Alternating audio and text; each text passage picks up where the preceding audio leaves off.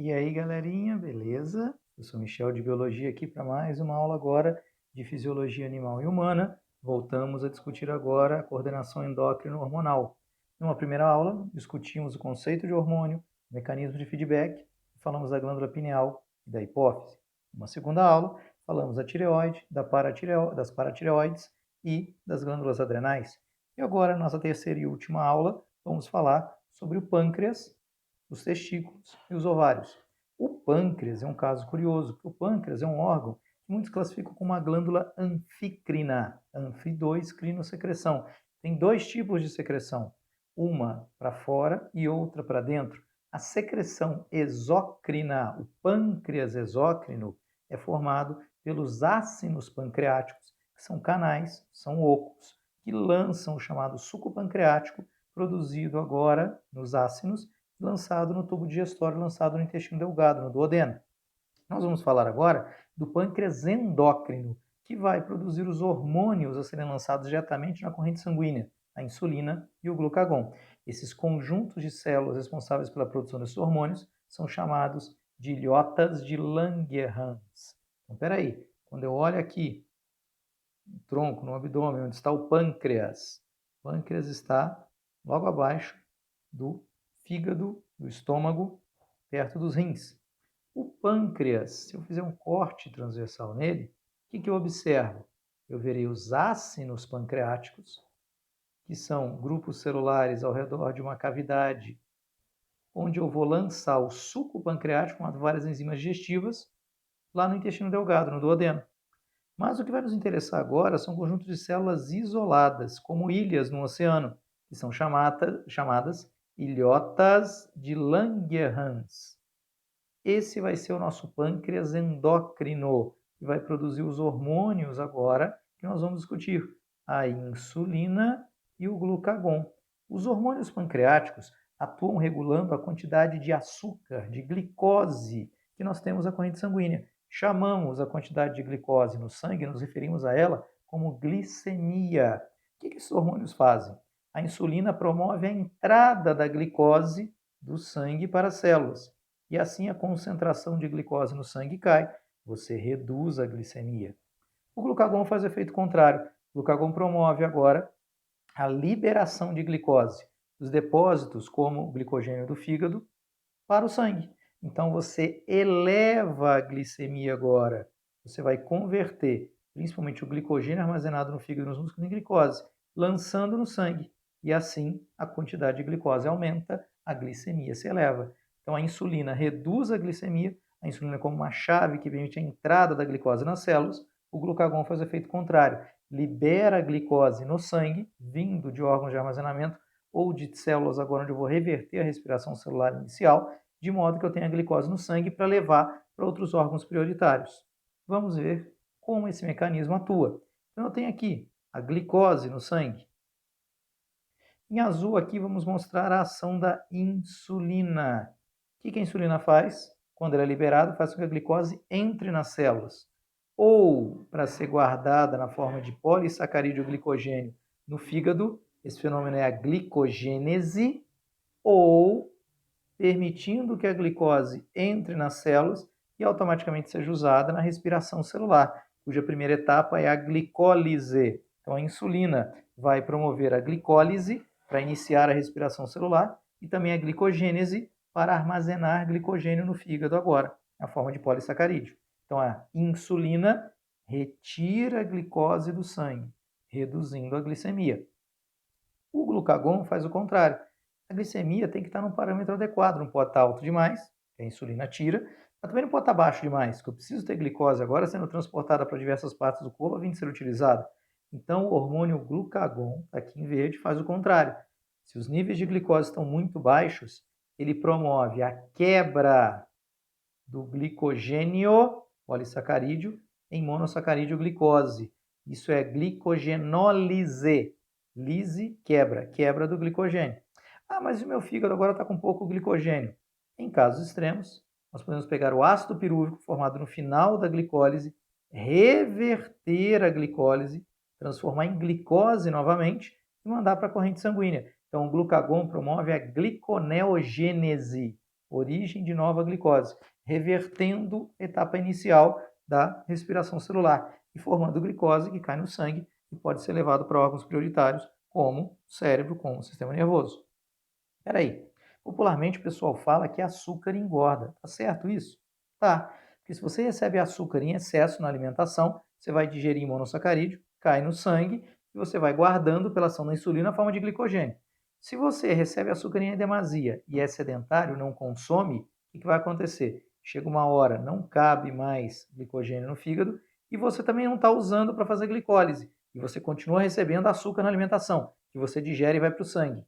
Aí a insulina vai promover a conversão, a síntese de gordura a partir desse carboidrato.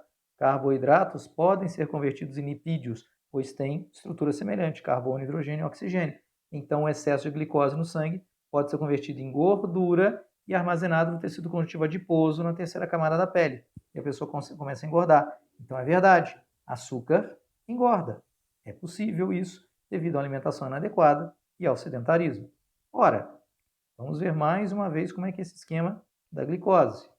Imagina agora, acabei de me alimentar, digeri os açúcares em monossacarídeos, absorvi lá no intestino delgado para a corrente sanguínea. Agora, os quadradinhos aqui indicam a glicose no interior dos vasos sanguíneos. Olha aqui embaixo, a legenda, quadradinho amarelo é glicose, e eu estou com muita glicose no sangue devido à alimentação. Hiperglicemia. Quando esse sangue hiperglicêmico passa pelo pâncreas, o pâncreas percebe, opa, tem bastante glicose. E aí as diferentes células que tem no pâncreas, tem alfa, beta e delta, as células beta vão liberar insulina devido a essa presença de grande quantidade de glicose. Então a insulina vai ser a bolinha azul agora. O que nós temos? A insulina é liberada devido à hiperglicemia. E o que a insulina vai fazer?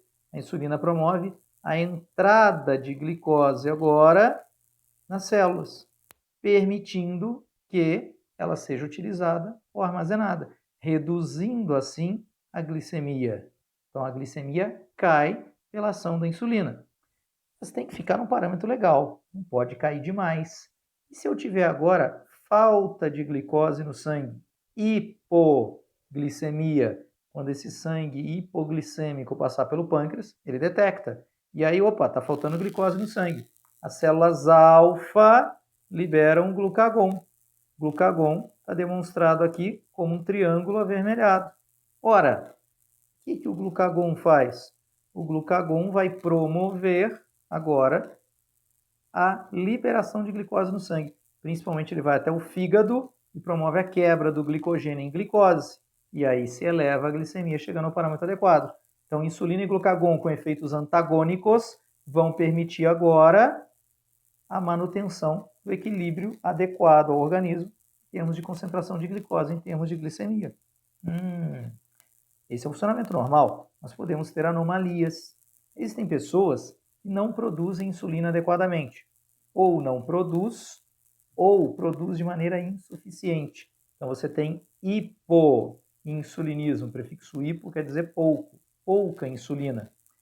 Aí a glicose que ganha na alimentação não entra nas células como deveria. Fica com excesso de glicose no sangue. Hiperglicemia. E aí é tanta glicose que a hora que o sangue é filtrado nos rins, a glicose é filtrada passivamente. Normalmente toda essa glicose retornaria para o sangue. Mas agora é tanta glicose que foi filtrada pelos rins que não dá tempo de voltar tudo. Então acaba eliminando glicose na urina. Aí você tem glicosúria, presença de açúcar na urina.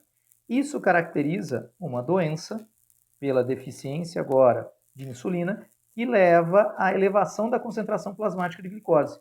Qualquer doença que mexe na concentração do plasma sanguíneo é chamada de diabetes, com S no singular. Já falamos da diabetes insipidus lá atrás. A diabetes insipidus é aquela que vem pela carência do ADH, aí a pessoa perde muita água na urina, sangue fica mais concentrado pela falta de solvente. Aqui, o sangue fica concentrado também, mas o problema é outro, é o excesso de soluto, é o excesso de açúcar. Então essa diabetes é a diabetes mellitus, mel, doce, cuidado para não confundir. Diabetes insípidos é a carência de hormônio antidiurético da neurolipófise, que leva à perda excessiva de água na urina, sangue fica mais concentrado pela perda de solvente. Aqui, diabetes mellitus, a pessoa tem excesso de glicose no sangue, que leva agora a uma elevação da concentração plasmática de glicose, devido à falta de insulina para permitir a entrada dessa glicose. Existe também caso onde a pessoa produz insulina em excesso, e aí toda a glicose do sangue de uma vez entra nas células, faltando glicose agora para ser transportada agora adequadamente pelo sangue para todo o corpo. Então, o hiperinsulinismo é o mais comum causador da hipoglicemia, pouco. Então, quando a pessoa tem agora pouca glicose no sangue. Na diabetes mellitus, ela tem hiperglicemia. Na hipoglicemia, está faltando glicose, porque entrou tudo de uma vez e aí não sobrou o mínimo necessário agora para eu levar para outros órgãos do corpo. Ora, quando a gente fala no estudo da concentração de glicose no sangue, a gente tem que entender agora como varia essa quantidade de glicose ao longo do tempo. A gente vai chamar esse estudo de curva glicêmica. Vamos ver como é que é a curva glicêmica de um indivíduo normal. O que aconteceria no indivíduo com diabetes, por exemplo? A concentração normal, mediana de glicose no sangue, a glicemia adequada, está aqui no eixo Y, seria por volta de 80 miligramas para cada 100 ml de sangue. Se você tiver agora uma ingestão de alimento rico em açúcar ao longo do tempo, no instante t igual a zero você ingeriu açúcar, você vai digerindo e vai absorvendo. Observem aqui no trecho 1 do gráfico, a quantidade de glicose vai subindo, chegando de 80 a 140. Por que se deu essa elevação da glicemia? Por causa da alimentação, da ingestão de açúcar que foi absorvido pelo intestino para o sangue. E aí teve elevação da glicemia. Por que aqui no trecho 2 nós temos agora a queda da glicemia, o retorno aos 80 de concentração normal? A insulina foi liberada. Então, numa pessoa normal, a insulina permitirá que essa glicose em excesso entre nas células, ou para ser armazenada, ou para ser utilizada. E aí a glicemia diminui. Então, aqui no trecho 2, ativação da insulina. No trecho 3, está se mantendo constante sempre 80? Não, na verdade oscila. O que vai acontecer? Você gasta um pouco de glicose agora nas células, vai passando do sangue para as células, cai abaixo de 80. Aí você libera glucagon para usar suas reservas. Aí sobe. Aí de repente passou um pouquinho, chegou a 87. Aí você libera insulina e faz entrar. Aí caiu para 78, libera glucagon e sobe. E fica nesta média, podendo oscilar dentro, próximo a 80. Por isso é apresentado desse jeito. Então aqui no trecho 3, você tem a atuação da insulina e do glucagon para manter agora o equilíbrio adequado da concentração de glicose. Ora, se eu tivesse esse gráfico, como já apareceu no vestibular, para um indivíduo agora com diabetes, o que vai acontecer com diabetes mellitus? Ele tem uma concentração, aí ele se alimenta, sobe, mas ele não tem insulina. O que vai acontecer? Se mantém elevada. Pode até cair com o tempo, mas o retorno aos níveis normais vai demorar muito mais, o que pode ser prejudicial para o organismo. Então, no indivíduo com diabetes mellitus, essa curva se mantém elevada por um tempo muito maior, enquanto que no indivíduo normal ela desce rapidamente pela ação da insulina.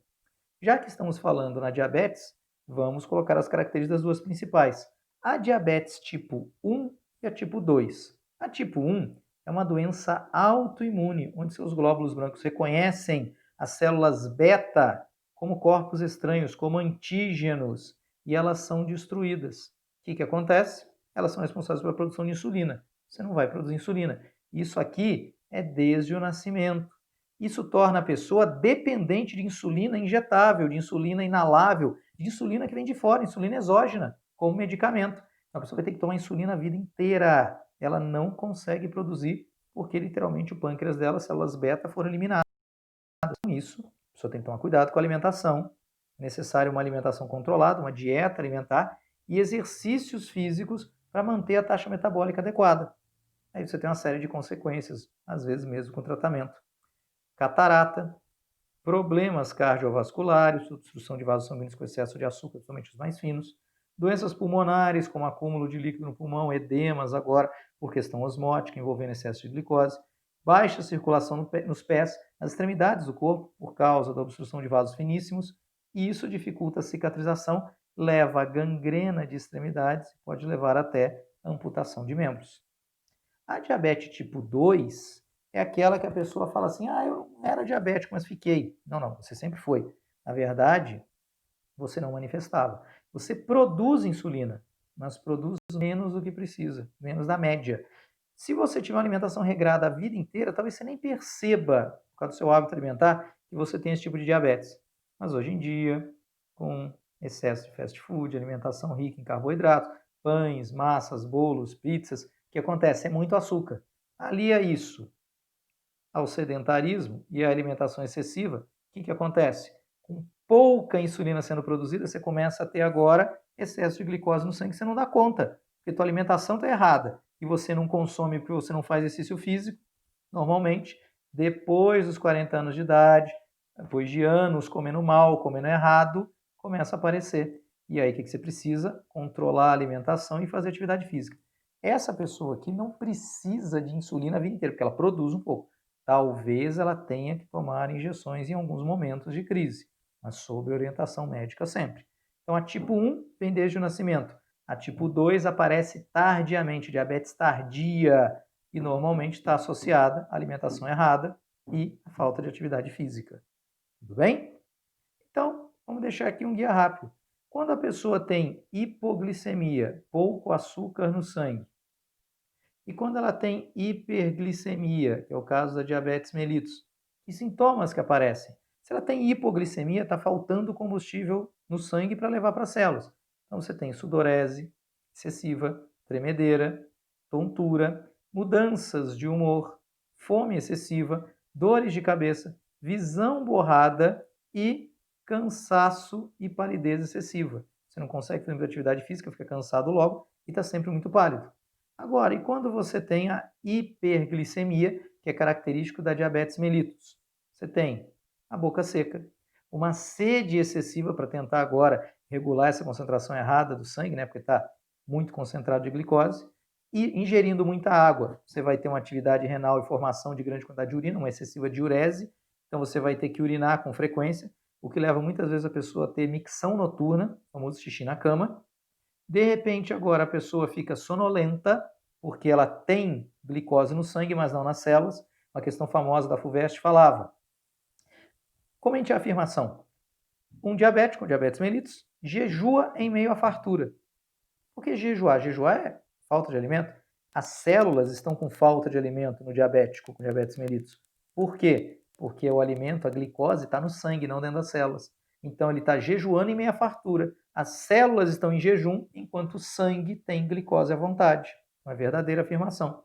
E isso causa também dores gástricas. Tudo bem? Tranquilinho? Então a gente tem que tomar cuidado, porque cai bastante essa ação do pâncreas em relação a diabetes tipo 1 e tipo 2. A gente tem que entender como a insulina trabalha e como o glucagon trabalha. Quem tem hipoglicemia, aquele negócio, tem que ter uma balinha, um docinho. Não, você tem que comer várias vezes ao dia. Você não pode deixar grandes intervalos entre as refeições. Você vai ter que comer agora café da manhã, primeiro lanche da manhã, segundo lanche da manhã, almoço, lanche da tarde, um jantar, um lanche da noite, sempre recebendo alimento para você poder manter os níveis adequados de glicose no sangue. Então, a orientação médica é essencial, a orientação do nutricionista é essencial. Com isso, fechamos o pâncreas, passamos agora às gônadas, órgãos produtores de gametas, testículos no homem, ovários na mulher. Os testículos, que estão na bolsa escrotal, na espécie humana, voltada para o meio externo, são dois, e esses testículos, além de produzir os espermatozoides, sob estímulo do FSH que vem da adenopófise, nós também teremos o LH ou ICSH, o hormônio luteinizante ou hormônio estimulante das células intersticiais, estimulando esse grupo de células, células de Leydig, a produzirem testosterona. O que a testosterona faz? Ela estimula a própria produção de espermatozoides também, mas o principal é o desenvolvimento das características sexuais secundárias masculinas. Então, na puberdade, a voz começa a ficar mais grave, mais grossa, os músculos se desenvolvem, a distribuição dos pelos pelo corpo se altera, você tem a libido, o desejo sexual. Então, a maturidade sexual vem com a produção desse hormônio, num feedback negativo.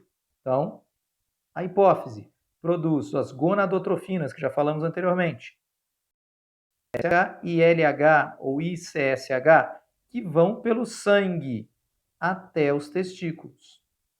O FSH estimula a produção de espermatozoides.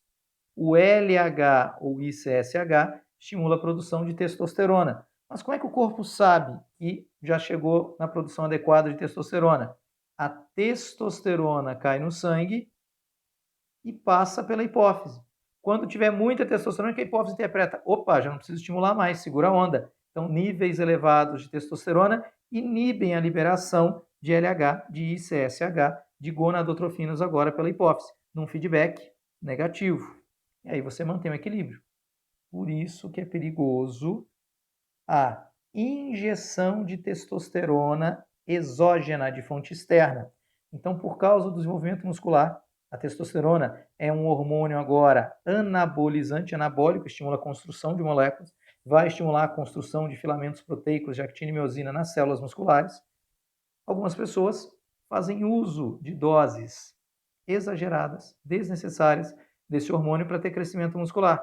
Aí você vai ficar com muita testosterona no sangue, porque você vai ter mais. Você vai ter agora a testosterona que veio de fora, injetada. O que a sua hipófise interpreta? Está com muita testosterona, então não precisa ficar estimulando produzir. Você para de produzir o LH, você para de produzir sua própria testosterona. Quando chegar a hora que você não aguentar mais injetar testosterona, porque está causando um monte de efeitos colaterais, como hipertrofia cardíaca, como mudança de pressão, aí você para de tomar a testosterona externa, aí você não consegue mais produzir, porque você ficou muito tempo inibindo a sua produção, afetando o feedback negativo. Então, hoje em dia, infelizmente, existe toda uma propaganda em relação à força. Não que não é saudável você ir para a academia fazer exercício físico? Sim, mas parece que só a força traz felicidade. Parece agora que você precisa ter o músculo exagerado, parece que você precisa usar todo tipo de subterfúgio, de suplemento. E aí você começa a ver propagandas falsas na internet. Jornal científico, não sei de onde, falando níveis aumentados de testosterona auxiliam nos ganhos de massa óssea. É, porque pode provocar câncer, na verdade. Aí você vai ganhar massa óssea cancerosa. E aí você vê propagandas como essa, que é Photoshop total. Ah, então faz terapia de hormônio agora masculinizante e seu corpo vai ficar desse jeito com essa idade? Não, é claro que isso aqui é uma mentira, mas alguém faz isso querendo ganhar dinheiro em cima da venda disso. Sabemos hoje que mexer feedback sem controle, sem necessidade, traz uma série de efeitos colaterais. Então você tem desde variações psicológicas, depressão, ciúme patológico, confusão mental, insônia, esquecimentos. Você pode ter cânceres, ataque cardíaco, hipertensão, mau funcionamento de rins e fígado, alteração na libido, impotência e até esterilidade. Existem mulheres hoje injetando testosterona para ter desenvolvimento da musculatura, principalmente nos glúteos. Só que aí você tem nascimento de pelos, você tem diminuição dos seios, você tem hipertrofia clitoriana e alterações do ciclo menstrual que também podem levar agora à esterilidade, sem contar os casos de morte súbita. Então, infelizmente ou felizmente, essa questão que o pessoal fala, ah, fazer um ciclo curto que não dá nada. Dá. Hormônios trabalham em concentrações baixíssimas e a sensibilidade de uma pessoa para outra é diferente. Então, mesmo recebendo pouco, mesmo tomando por 2 dias e parando 7, não adianta. No seu caso, pode causar problemas. Você só vai descobrir utilizando. Vale a pena o risco? É um problema que pode ser sério, que pode levar à morte? Aí fica a consciência de cada um. Falamos do hormônio dos testículos, vamos falar dos hormônios ovarianos, as gônadas femininas. Os ovários produzem 2 hormônios, o estrógeno ou estrogênio ou estradiol, são sinônimos, e a progesterona. Assim como a testosterona, esses hormônios que são esteroides, vão estimular as características sexuais secundárias, só que agora do sexo feminino. Lá na puberdade, quando começam a ser produzidos, determinam a voz mais fina, o desenvolvimento dos seios, a distribuição dos pelos, o alargamento do quadril, na puberdade. E além disso, esses 2 hormônios vão regular o ciclo menstrual feminino. Então, os ovários, que são divididos em bolsas chamadas folículos ovarianos, cada uma com um óvulo, ou ovócito secundário, na verdade, liberam estrógeno e progesterona, que vão até o útero, o órgão cavitário, e fazem a parede do útero, conhecida como endométrio, se multiplicar. Então, nós temos o desenvolvimento do endométrio uterino no período médio de 28 dias, que é o ciclo menstrual. Essa parede se desenvolve como uma almofada para receber um possível embrião. Se houver a formação de um embrião pelo ato sexual, houve a fecundação, esse embrião tem onde se fixar, forma uma placenta e se desenvolve uma gestação. Se não houver a formação do embrião ou não houver a fixação dele na parede do útero, a anidação, essa parede é eliminada ao final do período de 28 dias para que uma nova parede seja produzida e tenha maior chance de ter sucesso reprodutivo, de levar a gestação até o fim. Essa descamação da parede do útero do endométrio não utilizado caracteriza a menstruação. A gente vai falar depois com detalhes na aula de ciclo menstrual. Aí nós temos que lembrar que o estrógeno atua não só no útero, mas atua também no fígado, no coração, no cérebro, no desenvolvimento das glândulas mamárias e nos ossos. Quando chega a época onde há um desequilíbrio hormonal, uma queda na produção desses hormônios, caracterizando o fim do período fértil da mulher, que é agora o período da menopausa, existe uma série de problemas, porque na menopausa há a queda drástica da produção de estrógeno e progesterona. E aí você tem mudanças de humor, mudanças de frequência cardíaca, mudanças na temperatura corpórea, as ondas de calor, e chama a atenção para os problemas agora na densidade óssea, osteoporose, porque a renovação da matriz óssea também depende desses hormônios, estrógeno e progesterona. Sem eles, na menopausa, é comum que algumas mulheres desenvolvam fragilidade óssea e osteoporose. E aí, os médicos devem avaliar e, se necessário, recomendar a reposição hormonal. E aí a mulher começa a receber os hormônios, estrógeno e progesterona, que estão presentes, como a gente vai ver na próxima aula, na pílula anticoncepcional. Então, a mulher na menopausa toma a pílula anticoncepcional sob orientação médica, não é porque ela quer evitar ter filhos, é para repor os hormônios que ela não está mais produzindo agora. Tudo bem? Próxima aula, a gente vai chegar e discutir o que acontece exatamente no período médio de 28 dias. Nós veremos que a parede do útero, a parede interna, o endométrio, cresce para receber um possível embrião, mas ao mesmo tempo, o ovário libera um óvulo que poderá ser fecundado. Essa liberação, que é a ovulação, vai acontecer mais ou menos no meio do ciclo, mais ou menos no 14º dia.